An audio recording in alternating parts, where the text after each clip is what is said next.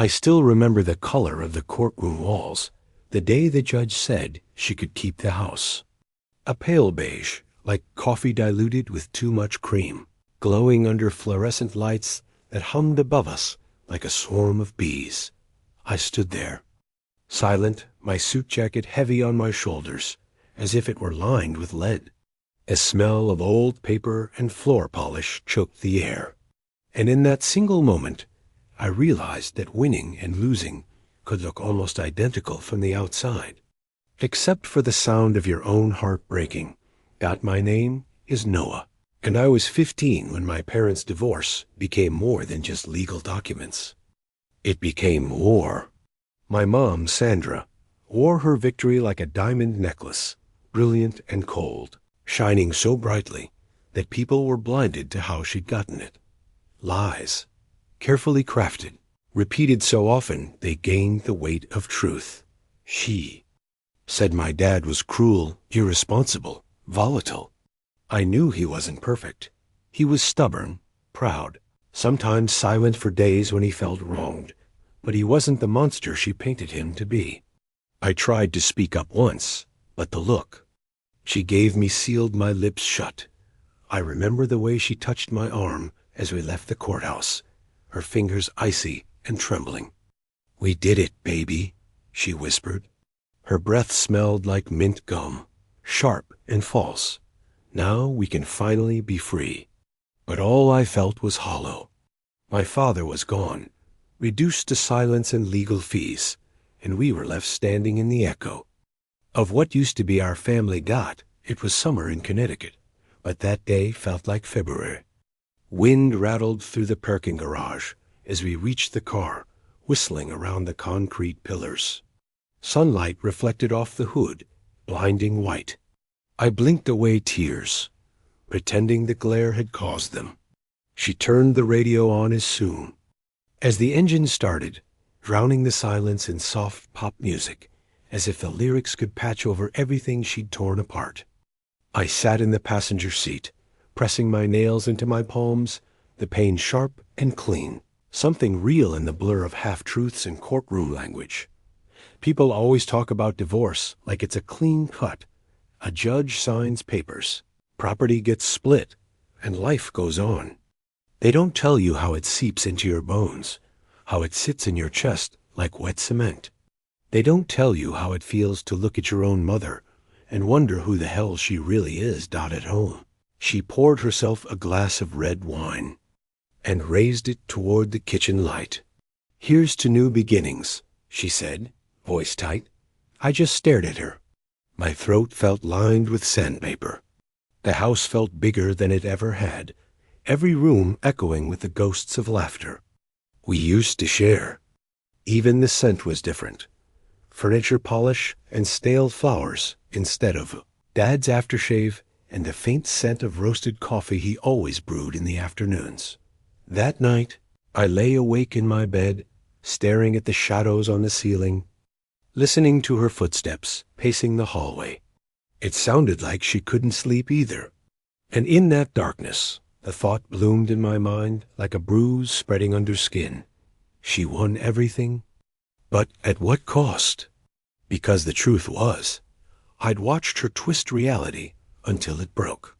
I'd watched her feed lies to the lawyers, to the judge, to everyone who'd listen. I'd seen the trembling in her hands, the flicker in her eyes when she rehearsed what she'd say next. And even though she held the keys to the house, the bank accounts, and the future she claimed she deserved, I'd already started to pull away from her, quietly, carefully, and she had no idea that the one thing she thought she'd never lose was already slipping through her fingers. When I was little, I thought my mom was the strongest woman in the world. She was the kind of mother who showed up to every soccer game with orange slices in Ziploc bags, and who could talk her way out of speeding tickets with a smile. People loved her. At school events, she was the one laughing the loudest, floating from group to group, her perfume trailing behind like some invisible flag of confidence. But behind closed doors, my father, Peter, was the center of my world. He was quiet, almost shy, a man who spoke with his hands as much as with his mouth. He built me a treehouse when I was 8, his fingers stained with sap and wood dust. He taught me how to ride my bike, running beside me on the cracked sidewalk, until I was steady enough to go on my own. When I scraped my knee, it was his calm voice that soothed me, not hers. The truth is, they were always different species. Mom craved applause. Dad just wanted peace. She thrived on chaos, on drama, on being the hero or the victim depending on the day. Dad liked predictability, the same coffee mug every morning, jazz music playing low on the kitchen speaker, the Sunday crossword puzzle half finished on the table. For years, I thought they balanced each other out. Now I wonder if they were simply two people clinging to each other out of fear of loneliness, that the fights started quietly. Slamming cabinet doors, silence that stretched across dinner like an invisible wall, but I was 12 when it exploded. I remember a night when Dad tried to walk away mid-argument, and Mom followed him, screaming that he was running away like always. Her voice cracked like glass.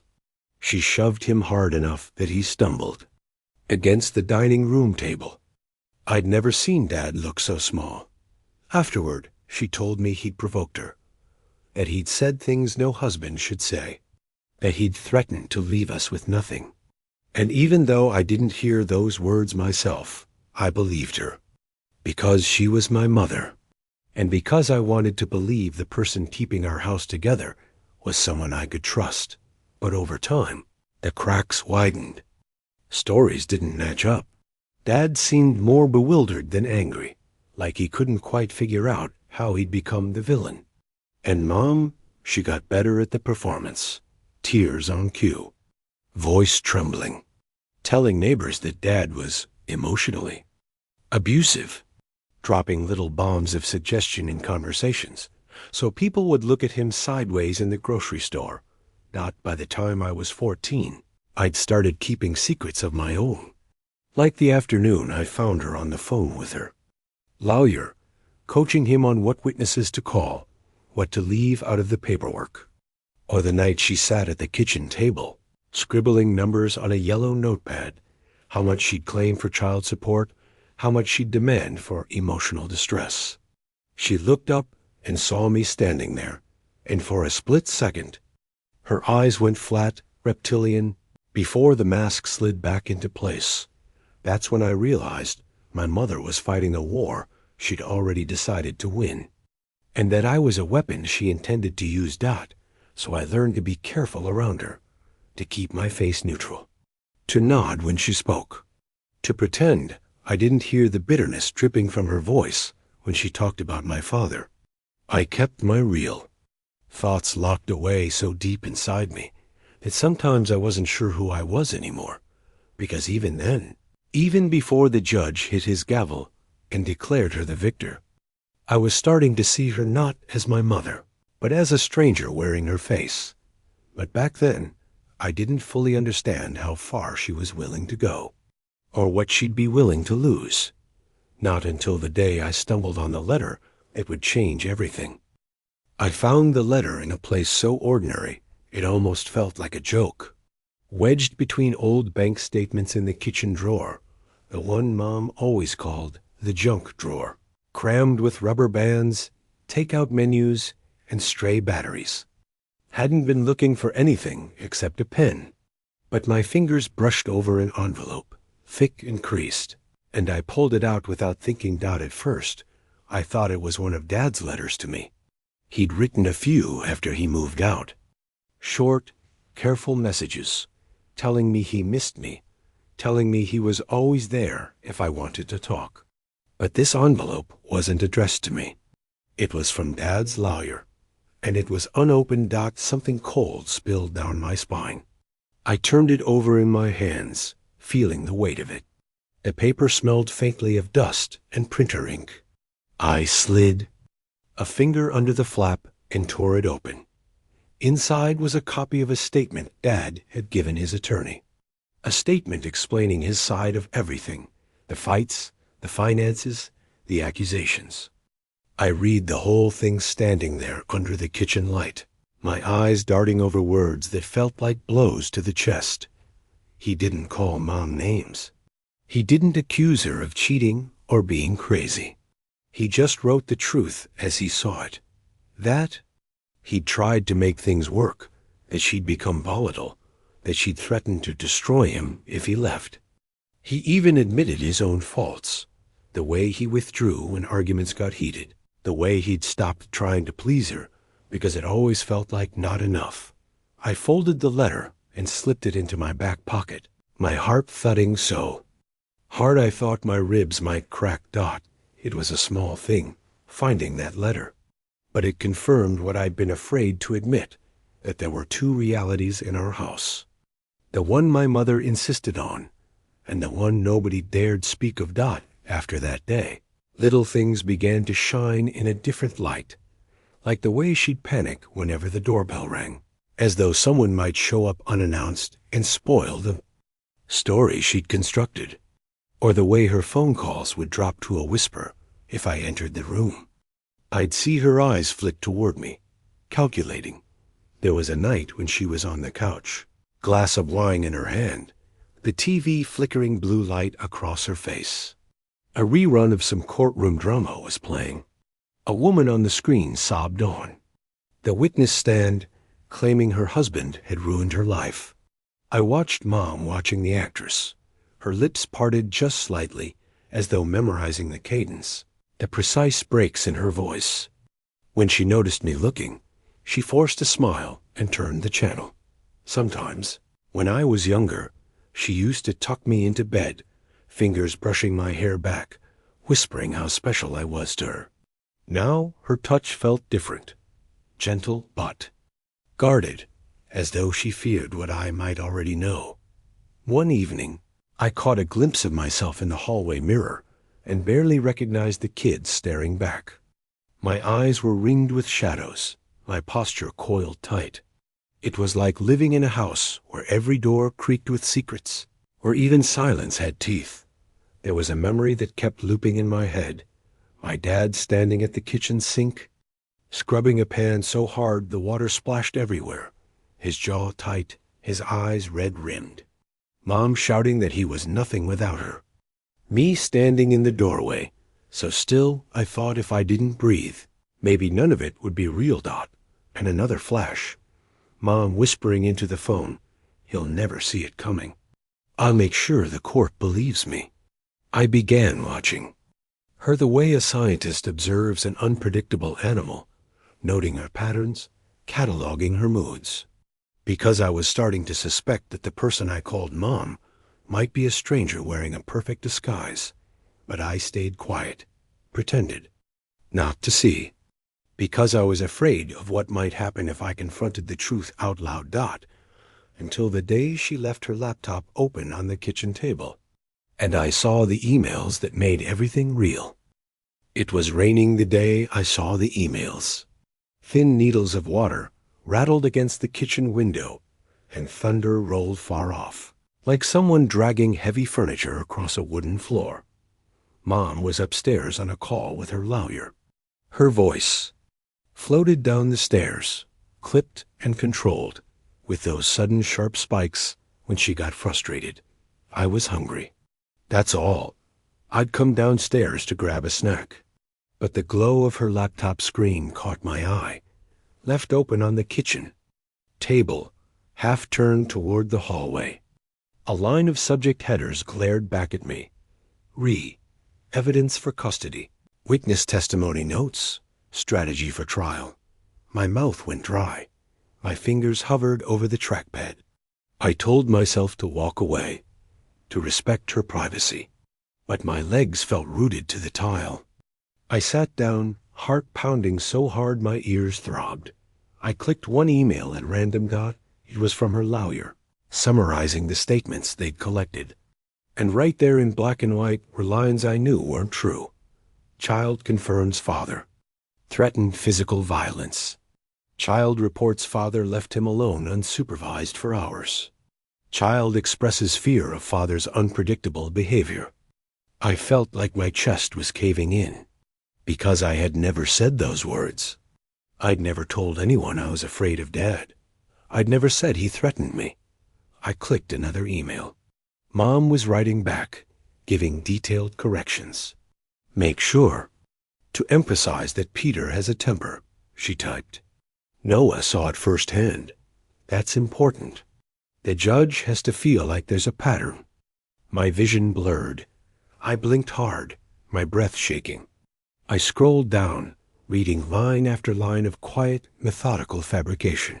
She was rewriting our family history with surgical precision, editing out the truth and inserting fear where there hadn't been any.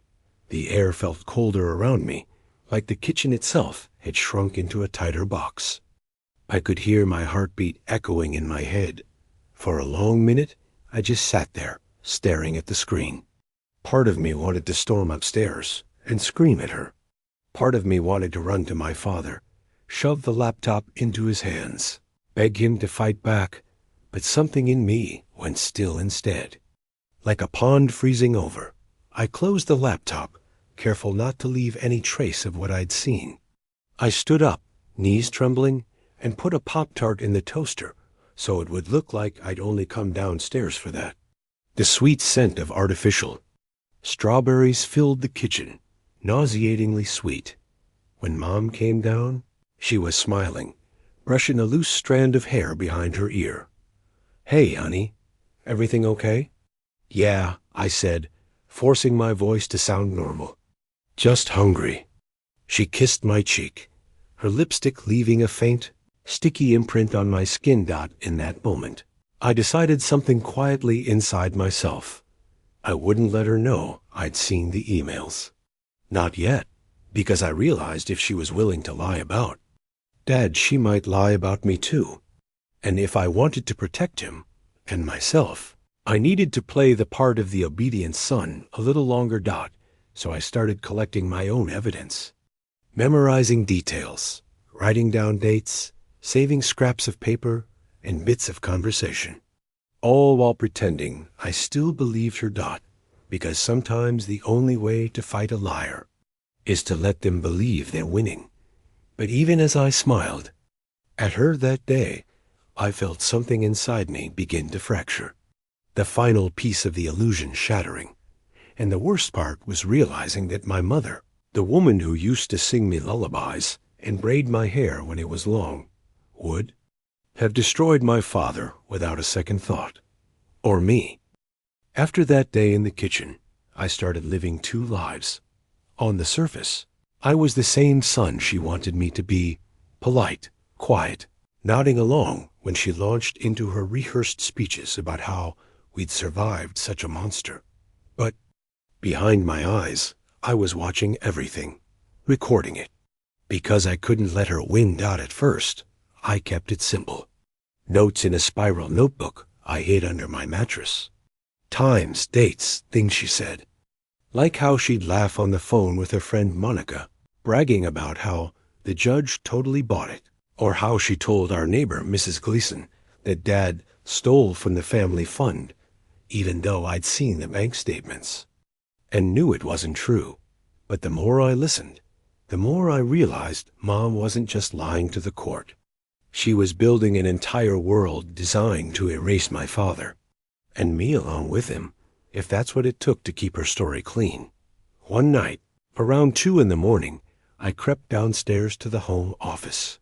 My hands were shaking so badly, I could barely type my password. I searched through folders on her desktop, emails, PDF files, legal drafts. It was all there. Letters to her lawyer plotting how to discredit Dad's colleagues if they tried to testify for him, scripts for what she'd say in depositions, notes on which neighbors might make good character witnesses. She even had a list of key emotional details to sprinkle into her statements to sound more sympathetic. And then I found bank transfers. Not just the joint account she'd drained during the divorce, but private payments wired to a woman I'd never heard of, labeled consulting, thousands of dollars. Over and over. My blood turned to ice. I searched the woman's name. She was a so-called litigation coach, someone who specialized in preparing clients to look credible under oath, to coach them on how to cry, how to word answers so they seemed genuine. It wasn't illegal, technically, but it made me feel like I needed to throw up. The bigger scheme came into focus. My mother hadn't just lied out of anger. She'd invested in an entire performance, paid for it, scripted it. I sat there staring at the screen, the pale light reflecting off my glasses, the silence so thick I could hear the refrigerator humming behind me. I felt trapped between two choices: do nothing and let my father be erased from my life, or blow it all up and risk her wrath. But I couldn't do nothing. So I started quietly gathering digital evidence. I copied emails onto a flash drive, printed some documents, and hid them behind the loose panel in my closet wall. It felt like digging a tunnel out of prison, one spoonful at a time. Meanwhile, at school, teachers kept telling me how brave my mom was. Friends' parents offered me those soft, pitying smiles. Everyone believed her. Everyone except me. Afternoon, she picked me up from school in her SUV, her sunglasses hiding her eyes. "We're stronger without him, you know," she said as we turned onto our street. "Don't you feel safer now?" I stared out the window at the rows of tidy New England houses, my breath fogging the glass. I said nothing, because in that moment, I realized how truly alone I was. I thought about telling Dad what I'd found, but I was terrified it would somehow get back to her before we could act. She was careful, manipulative. She'd crush us if she saw the betrayal coming. So I made a decision that felt like it split me in two. I'd keep pretending, keep feeding her the version of me she wanted to see, until I could deliver everything I'd found safely, and I knew exactly when I'd have my chance. The custody hearing was only 2 weeks away, and she had no idea her own son was planning to testify. The morning of the hearing, the sky was the color of slate. Clouds hung low over Hartford, pressing down on the city like a weight. I felt it pressing on me too, a tightness in my chest, my stomach churning so violently I couldn't eat. The toast Mom said in front of me. "Eat, Noah," she said, voice brittle with forced calm. She was dressed in a navy suit, her hair smoothed into a glossy helmet, her perfume sharp enough to sting my eyes. "You have to look healthy and normal. In court, healthy and normal." I wondered if she even heard herself anymore. She drove us there in silence, her hands white-knuckled on the wheel. I stared at her reflection in the windshield, studying the fine lines around her mouth, the way her lips kept twitching, as though she were rehearsing lines under her breath. In the courthouse hallway, she gripped my arm so hard her nails bit into my skin. "Remember what we talked about," she hissed. "Don't get confused up there. You know the truth." But I didn't know her truth anymore. I only knew mine. The courtroom was half filled with the scent of floor polish and old wood. Lawyers shuffled papers. The judge scribbled notes. Dad sat at the opposite table, pale and tired, but lifting his eyes to meet mine with something like hope. My name was called. My legs felt like they were wading through cement as I stepped up to the witness stand. Mom's eyes were locked on me, burning holes through my skull. The questions started gently. My age, my school, how I was feeling. Then came the real ones. "Has your father ever threatened you physically?" My mother stiffened in her seat, leaning forward just a fraction, as though trying to will the words out of my mouth. "No," I said, voice shaking but steady.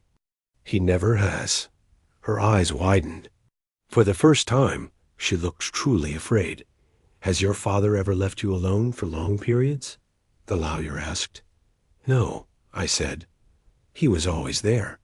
The silence in the courtroom stretched so thin I thought it might rip open. Then I took a breath, and my entire body started trembling. "I found emails," I said, my voice breaking. "My mother She's been telling people things that aren't true.